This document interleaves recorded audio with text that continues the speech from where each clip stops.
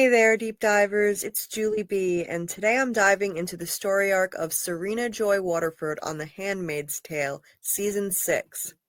She's been one of the main villains on the series since its inception, and 4 episodes into this final season, I've got to be honest with you, real talk.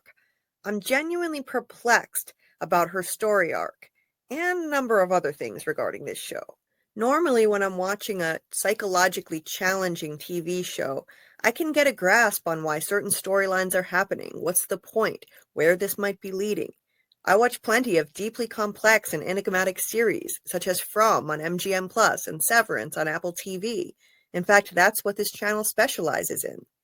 My mind is far from unaccustomed to a challenge when it comes to TV drama. However, I cannot for the life of me understand a few things about the direction in which The Handmaid's Tale has been heading. I got into some of these issues in my first Season 6 deep dive, in which I expressed my frustration with the romanticizing of June's relationship with Nick, who is quite literally in a position of leadership in a fascist government, only sticking his neck out to help her, and never lifting a finger for the countless other women who have been, and still are being, oppressed by Gilead and enslaved. But today I'm going to go further into the latest developments in the other major issue that I have with this show, the charmed life and apparent redemption arc of Serena Joy Waterford. So what, and forgive the expression, considering the show we're discussing, what in God's name is this show trying to tell us through Serena Joy's story? This vile, sanctimonious woman is one of the architects of Gilead. She actively participated in the S.A. of June by her husband Fred, among many other horrible acts. Yet even though she's never had to actually pay for her crimes, she's been painted in an increasingly sympathetic light, and it seems as though the series has been trying to center on a redemption arc that feels entirely unearned. Sure, in Season 5, for about 5 minutes, she got a tiny taste of the horrors of a handmaid's life. In a ham-fisted plotline that made little sense, the conservative Mackenzies in Canada tried to take away her baby, degraded her, and on one occasion Mrs. Mackenzie even slapped her in the face. It was still nowhere near as horrific as what handmaids actually endure, but getting a taste of her own medicine should have been a lesson in empathy for Serena, as I got into in my last deep dive. Then in the blink of an eye she was off and running with her baby, thanks to Mark Twello coming to her rescue and sending her off on an American refugee train with phony papers. There on the train Serena encountered June by chance, and this would have been her opportunity to show genuine remorse for her actions, to express sincere regret for all the harm that she's caused her own gender after her own harrowing experience. Instead, she expressed a series of clueless statements that basically amounted to this: "Oh, I'm so sorry you had to go through that. Oh, a Gilead supporter ran you over with a car in Canada? How shocking, how terrible. Why would anyone do such a thing?" Mind you, these aren't exact quotes, of course, but it's basically the same sentiment. Serena also apologized for seemingly forgetting that June's daughter Hannah is still a prisoner of Gilead. But she didn't take responsibility for her hand in creating this dystopian nightmare in the first place, and thus her apology to June rang entirely hollow. And in all the time they've spent together, Serena has never once even attempted an apology or shown true remorse for the horrific way she treated June as a handmaid in her home. For literally participating in June's S.A., monthly S.A., by her husband Fred as part of the repugnant practice that their cult calls the ritual to try to impregnate handmaids. For that one time she dragged June upstairs and shoved her hard on the floor, screaming at her when she learned June wasn't pregnant yet. Then for keeping June locked in her room for so long that it amounted to psychological torture. Again, for the terrible crime of not having gotten pregnant yet. For weaponizing June's daughter Hannah's safety to control June. In other words, threatening Hannah's safety if June didn't stay in line. For trying to claim June's baby as her own, per Gilead protocol, of course. And, of course, for using Hannah as a prop at Fred's internationally televised funeral, just to hurt June, thereby turning Hannah into a global symbol for Gilead's blessed children, and making it that much harder for June to ever get her out of Gilead. Far from offering a heartfelt apology, Serena actually mocked June to her face in the season 6 premiere over her concern about leaving Serena alone with her baby on the train. Serena actually had the nerve to say something that amounted to, "What do you think I am, a Disney villain?" Well, actually, yes, Serena, yes, we do. No, wait, never mind. The horrors that you perpetuated are far more disturbing than anything we could have ever seen in a children's movie. We've also seen Serena become the victim of Gilead, the monster she helped create, on several occasions, of course. She was once beaten by her husband Fred in front of June. Her finger was infamously removed because she read from the Bible, seeing as women aren't allowed to read in Gilead, even the Bible. And as we keep being reminded this season, she was robbed of her voice. And of course, there was the lightning-fast oppression of the Mackenzies, not actually part of Gilead but influenced by it, and from which she was quickly saved. Just when it seems like Serena is going to finally experience true karma, time and time again, she gets an easy reprieve. The woman was literally just pushed off a train into the Canadian wilderness by June to save her from an angry mob, and she landed in the warm embrace of a loving, faith-based women's community. It's enough to make one think, maybe Serena's delusions of grandeur really are true, and she really is one of God's chosen people. How else can she keep getting so lucky? In the women's community, back in episode 2 this season, when Serena expressed that she was sorry for the damage she helped cause via Gilead, the leader of the community urged Serena to make it right. Now, Serena has come back to Gilead, having been pressured to do so with a vague threat by Commander Lawrence, warning her that the eyes know where she and her baby are and would be able to find them there. But do we see her showing any sign of inner conflict at all? Do we see her apparently under duress of any kind? Not at all, not now. Once again, as we saw in episode 3, in episode 4, Serena is in her glory in New Bethlehem.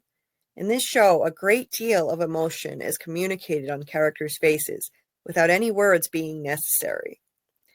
And there hasn't been a single moment when Serena has been left in solitude, with even a flicker of fear, doubt, or guilt across her face. She's not just putting on a show in front of the leadership there, being kept there under duress.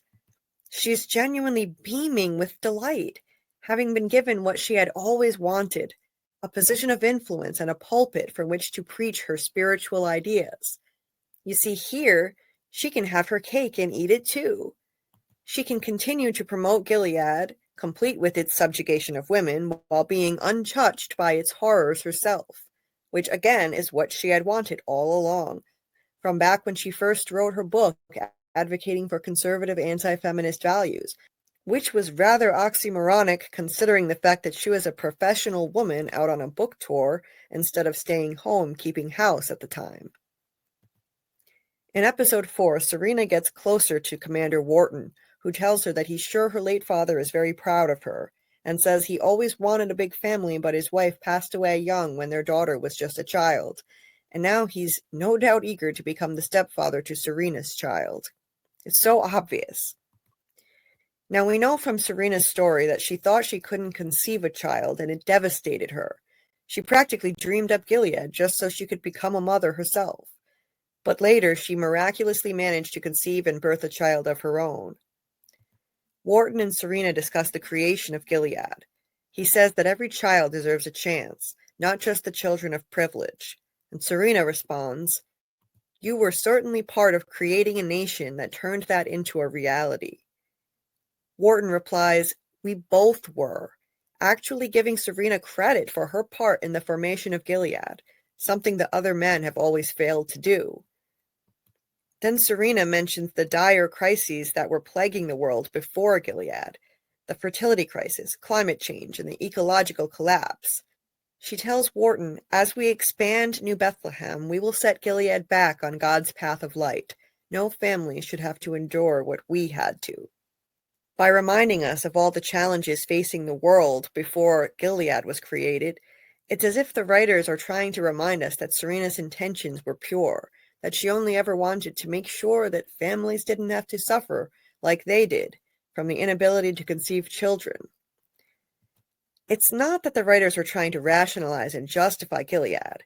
I know that's not the intention, but it seems to me like they want us to be sympathetic to Serena by suggesting that at least her intentions were pure and altruistic. And I'm sorry, but I'm just not buying it. I don't care what Serena's motives are. She has seen firsthand the horrors of Gilead for women. She has participated in inflicting those horrors herself. And it doesn't matter what her original intentions were or are. She's just not worthy of our sympathy. I don't care that she's had to suffer at the mercy of her own creation. You know why? Because it's been 5.5 seasons and her eyes still haven't been open to the reality that she was just plain wrong, that she has done despicable things, and that she has never truly faced proper justice for her crimes. To be sure, there have been moments along the way where she was clearly horrified by Gilead's actions. For instance, a few seasons ago, when the authorities executed a young couple merely for falling in love and trying to run away together. Women aren't allowed to choose who they marry in Gilead, of course, and this young woman had been forced to marry Nick Blaine. Serena looked on in horror as the young couple were drowned, but it's as if moments like this just get wiped from her memory afterward. Regardless of her emotionally dramatic reaction in this scene, in all of this time we still haven't seen a major change in her behavior or her attitude. Now, of course, the paradox about Serena being the architect of a patriarchal society means that by its very nature, it stripped her of her power. Therefore, she became a hostage to the monster that she created. So, of course, you can mount the fair argument that Serena lacks the power to safely speak out against what she might see as the perversion of her original vision for Gilead, at least against some of its abuses, even if she did have a change of heart along the way. But I would argue that if she did have a change of heart, we should at least see her experiencing utter horror and deep regret in private moments when no one is around to put her at risk. And when she had the perfect opportunity to safely express genuine, heartfelt remorse to June on the train in Canada and far from the dangers of Gilead, instead Serena offered only clueless sympathy and ignorant mockery. Far from being remorseful, Serena is having the time of her life in New Bethlehem, where she's insulated from the brutality of the nightmare she unleashed for every other woman in this country, robbing them of their rights. Now, moving on, further in episode 4, Wharton admits that he had his doubts, but he says that Serena's faith in New Bethlehem's reforms is a credit to the place, and Lawrence is lucky to have her there to promote it. Serena responds that she appreciates having the platform and a voice, to which Wharton replies, "I know that wasn't always the case. If I may, a better man would have encouraged your influence." Now, what does that even mean? Commander Wharton was one of the architects of Gilead, apparently. He's one of the top-ranking commanders in this patriarchal dystopia, and yet here he is telling her that a better man would have encouraged her influence. Serena Joy, a woman. Does he feel that way about all women or just her? It would appear that he only admires her, like she's some kind of wondrous anomaly in a sea of inferior feminine beings. That's like a racist telling a black person that he's a credit to his race. It's really messed up. Recall that it was his idea to get Lawrence to bring her out of exile in Canada in episode 2 of season 6. And why? Well, for one thing, apparently, Wharton has been infatuated with Serena for years. We find this out later in episode 4 in this nauseating scene in which Serena and Wharton take a late-night stroll, and he confesses that he was dazzled by her beauty at a party years before when she was married to Fred. And now that she's here, Wharton is thrilled with the way foreign leaders have been receptive to Serena's arguments to send American refugees to New Bethlehem. Thus, Commander Wharton has given Serena her voice back, affording her freedoms and luxuries that no other woman in the entire country can access. And once again, this is what makes Serena so despicable. She's fine with every other woman being oppressed, as long as the rules need not apply to her, apparently. Far from trying to undo some of the damage she's caused or make anything right, as the leader of that women's community had urged her to do, Serena is doing the exact opposite. She's propping up Gilead with this new Bethlehem nonsense. Also in episode 4, she greets Rita and reunites her with one of her family members, saying she's pulled some strings to make it happen. She's organized family visits for people in New Bethlehem, but so what? From the sound of it, these are just temporary visits, and it's like a glorified visit between prisoners and their families. When Rita walks away, the smile disappears from Serena's face, which is literally the only sign I've seen this season that she feels any discomfort at all with helping Gilead, and it's far from enough to convince me that she's only helping Gilead under duress. Incidentally, Rita agrees to stay, but she later tells Nick that it's only until she can get the rest of her family members out of Gilead, and he promises to make it happen, but says it'll take him a couple years. So I'll give Nick credit for this much. It's the first time I've seen him stick his neck out to help someone other than June, but it's still far from enough. As I explained in my previous deep dive for this season, Nick has only ever stuck his neck out for the one woman in this entire country he loves, and that's June. And as for Serena's efforts to promote reforms in New Bethlehem, again, so what?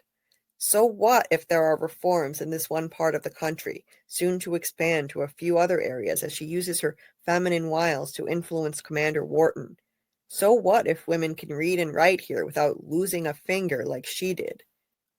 What about all the women in the rest of Gilead? What about the women who are sex slaves, whether they're handmaids or forced into prostitution? And the women forced to be cooks and maids? The women whose children have been torn away from them and given to other families? We saw in this very episode how degrading and appalling it is to live as a prostitute at Jezebel's, as Janine is humiliated and paraded around like a plaything between the commanders, against her will. We haven't seen much of the horrors of Gilead this season. Most of our Handmaids and Martha characters we've followed have either escaped or been killed at this point. But make no mistake, we must not forget that all of these horrors are still taking place in the rest of Gilead, outside of New Bethlehem. Just because we haven't been seeing it on screen, let's not forget that women are still living in sexual slavery as handmaids and prostitutes, being tortured by monsters like Aunt Lydia, just like June once was, being executed for reading a book or falling in love, and being married off against their will like June's daughter Hannah will soon be unless someone manages to save her. And in this ominous photo from a preview for the rest of Season 6, it looks like we're going to see more of these horrors soon enough. And it's abundantly clear now that despite all Serena has gone through, despite the fact that she's had to suffer here and there at the mercy of her own brainchild Gilead, despite seeing the horrors that women have had to endure at the mercy of this place, in 5.5 seasons, Serena hasn't changed at all. She's still the same vile, reprehensible woman she was on day one. But getting back to the scene featuring Serena and Wharton's late-night stroll, he tells her that when he saw her at a party dancing with Fred years before, he'd wished he were the one dancing with her. He asks her to dance in the middle of the street right there and then, to her delight. They proceed to dance like silly teenagers, as Serena's hand with the missing finger is prominently displayed here in this shot. That hand is often displayed at memorable moments such as this one, likely an attempt to generate sympathy from us as the audience. So there they are, dancing in the street as if this is some fairy tale romance in the middle of handmade horror land, and I'm just sitting here shaking my head wanting to throw something at the TV. Until Aunt Lydia shows up. Serena abruptly steps away from Wharton, looking alarmed at Aunt Lydia, who watches them with a smug facial expression and tone, clearly knowing she's caught Serena engaging in activity of which Gilead would not approve. And now I'm finally starting to see where this storyline might be heading. Maybe, just maybe, this could be the beginning of Serena's undoing.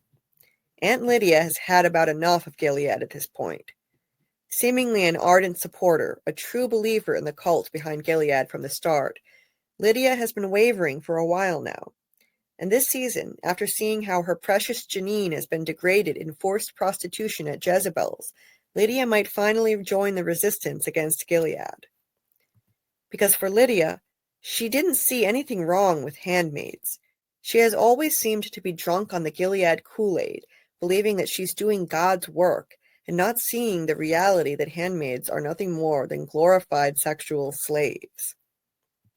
She's seemingly been so brainwashed that even though she knew about places like Jezebel's, it's as if she blocked that out of her mind completely.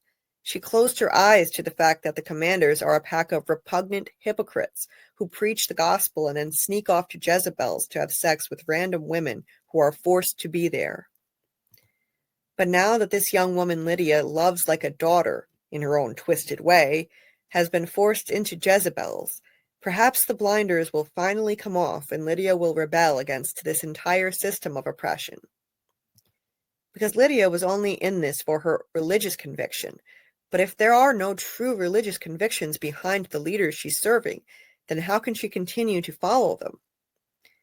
In episode 3, Lydia saw her precious Janine at Jezebel's dressed in lingerie, to her horror and indignation.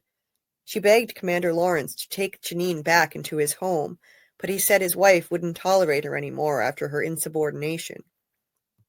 Also, while we're on the subject of Janine and Jezebel's, in episode 4, Commander Lawrence is officially given the title of a High Commander and taken to Jezebel's to celebrate, making him one of the most powerful commanders in Gilead now. Commander Wharton makes it clear that he disapproves of that place's vices and doesn't go there, also making an excuse to get Nick out of going as well. And at Jezebel's, the disgusting son of a commander gives Janine to Lawrence to sleep with, realizing that she had once been his handmaid. And Lawrence, for his part, looks deeply uncomfortable and ashamed, knowing he had failed to protect Janine from winding up here. Of course, Lawrence is only pretending to go along with Gilead's religious dogma and the way they treat women. He's never wanted to participate in it personally, even though he himself is one of the architects of Gilead. He just thought it was necessary to establish this system to address the fertility crisis, but he knows that it's ethically wrong. So when it comes to actually getting his hands dirty and directly participating in even supposedly sacred events, like the impregnation ritual with a handmaid, Lawrence has always found it too distasteful to engage in these behaviors himself. Thus, he doesn't make Janine sleep with him, and instead lets her mouth off at him and gives her a drawing made by her daughter Angela, who now lives in his home. He promises that he'll do anything he can to protect her.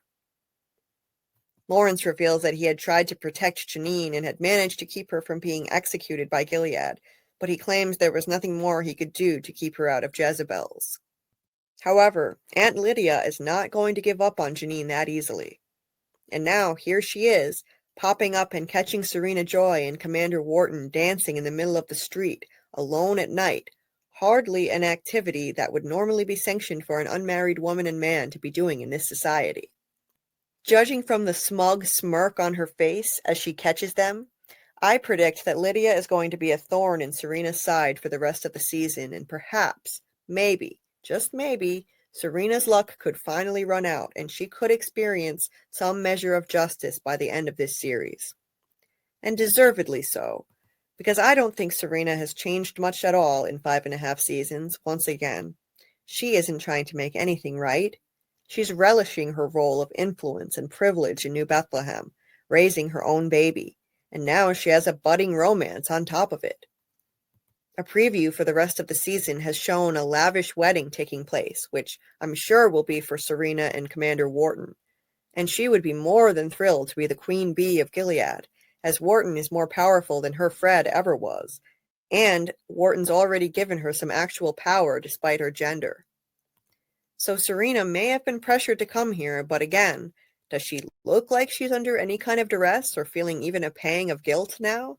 Hardly. So I ask you, where is the justice? Why should we feel any sympathy for her now?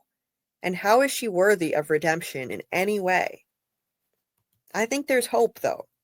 The fact that the leader of the women's community in this season urged her to make it right, and then she went right back to propping up Gilead the first chance she got, and enjoying all of its perks?